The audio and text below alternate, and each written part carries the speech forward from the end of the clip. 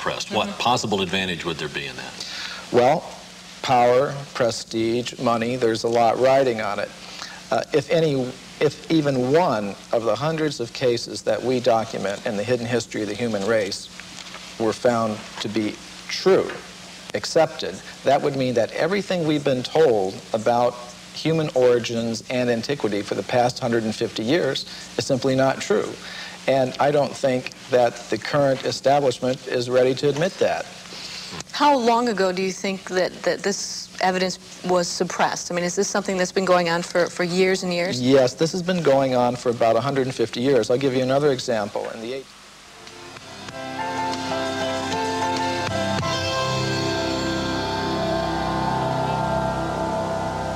Following what it is that you have uncovered from other people's findings in this type of thing, do you believe that man existed with the dinosaur, for example, to give people a general idea of how to pinpoint? Right, that's a very good question, Michelle.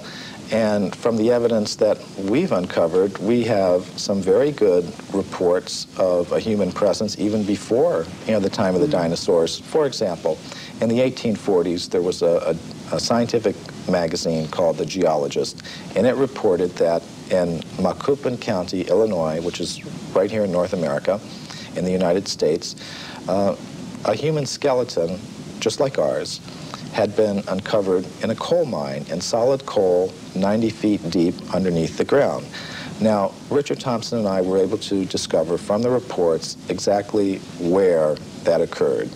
And we talked to the Geological Survey of the state of Illinois, and we asked them, well, how old is the coal there? And it turned out it was 300 million years old, which means it's older than the Jurassic, that word everybody knows now, that refers to the dinosaurs. In other words, it was older than the age of the dinosaurs. Wow. Okay, so that throws a whole new spin on it.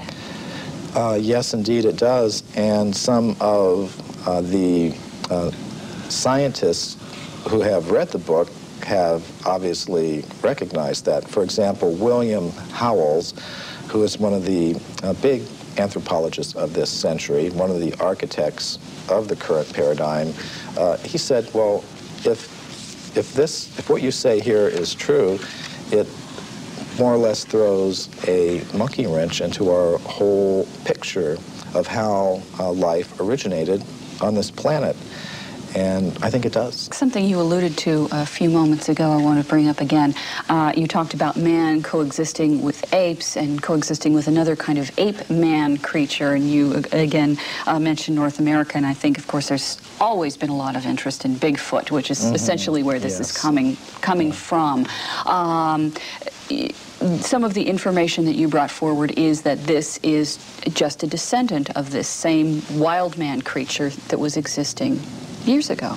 That's a distinct possibility. Now, when I first heard about this subject, I was extremely skeptical. But what turned me around is when I began to read reports about these creatures by very well-respected anthropologists. For example, Grover S. Krantz, who's at the University of Washington, up in the Northwest. He has extensively studied the footprints of these creatures, and he says they're biologically convincing.